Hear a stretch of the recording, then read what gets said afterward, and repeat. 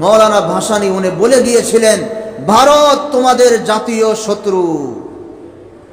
কথা বলেন, ভারত তোমাদের জাতীয় শত্রু, কোশ্চিন কালেও তোমাদের বন্ধু হতে পারে না। এটা তো শেষ জামানাতে এসে মৌলানা ভাসানী বলে দিয়েছেন। আর আমার নবী, বিশ্ব নবী রহমাতুল লিল আলামিন জনাবে মুহাম্মদুর রাসূলুল্লাহ সাল্লাল্লাহু আলাইহি ওয়াসাল্লাম 1400 বছর আগে ঘোষণা করে দিয়েছেন, ও মুসলিম জাতি শুনে নাও, ইহুদিরা কোশ্চিন কালেও তোমাদের বন্ধু হতে পারে না, খ্রিস্টান কোশ্চিন কালেও তোমাদের বন্ধু হতে পারে না, বৌদ্ধ কোশ্চিন কালেও তোমাদের বন্ধু হতে পারে না, হিন্দু কোশ্চিন কালেও তোমাদের বন্ধু হতে পারে না। এ কথা আমরা অনেক আগের থেকেই জানি। ইন্ডিয়া আমাদের বন্ধু নয়, ইন্ডিয়া আমাদের জাত শত্রু।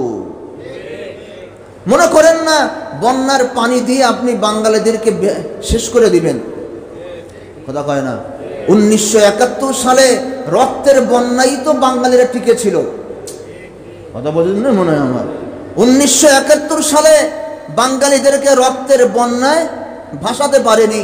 2013 সালে শাপলা চত্বরে বাঙালিদেরকে রক্তের বন্যায় ভাসাতে পারেনি।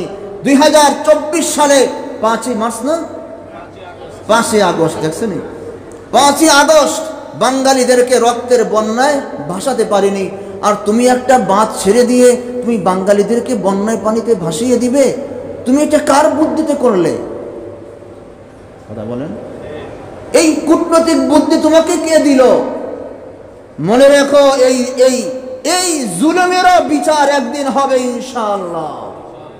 নিজের দেশে থেকে ষড়যন্ত্র করেছো, এটার বিচার যেরকম শুরু হয়েছে, পর দেশে গিয়ে দেশের বিরুদ্ধে ষড়যন্ত্র করছো, এটারও বিচার ইনশাআল্লাহ তোমাকে কাঠ গড়ায় দাঁড় দিয়ে, কড়ায় গন্ডায় হিসাব দিয়ে এরপরে মরতে হবে।